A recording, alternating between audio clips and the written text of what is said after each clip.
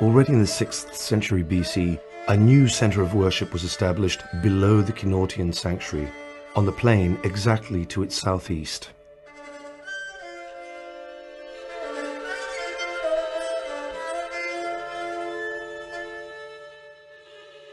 Here were worshipped together Apollo Meleatus and his son Asclepius, who was an underworld divine power who drew his powers from the earth,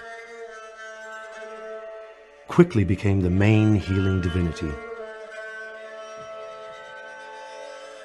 Worship in Epidaurus, however, never forgot its beginnings and the two sanctuaries, that of Apollo Meleatus on Kenotian and that of Asclepius in the plain next to it, were open until the end of antiquity as one sacred facility, as the sanctuary to Apollo Meleatus and Asclepius, shown in inscriptions.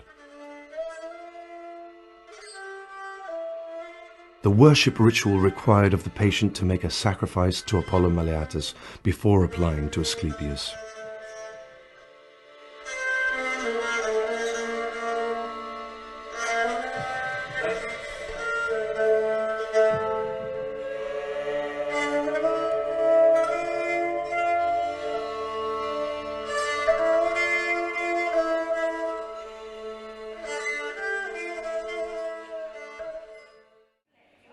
The healing of a patient by a serpent is inscribed on the first stele of miracles of both Apollo and Asclepius.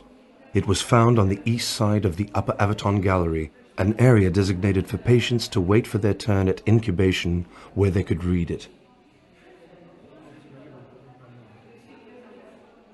The stele dates from circa 350–300 BC, and the story of healing told is as follows.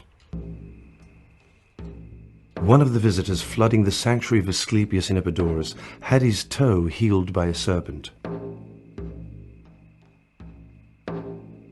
His condition was very serious, as he was suffering from a malignant ulcer on his toe.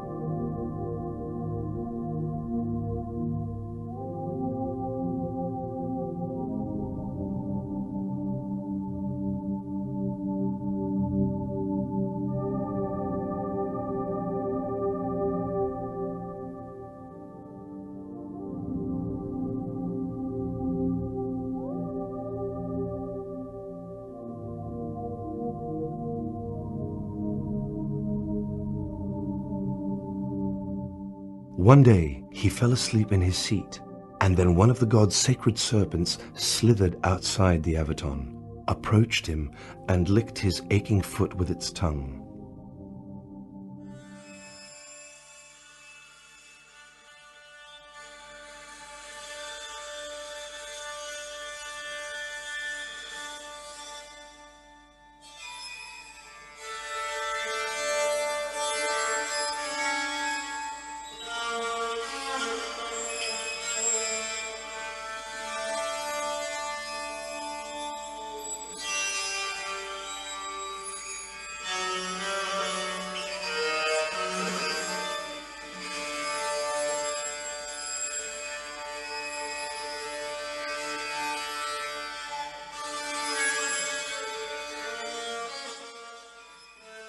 Once its mission was completed, the serpent returned to the Avaton.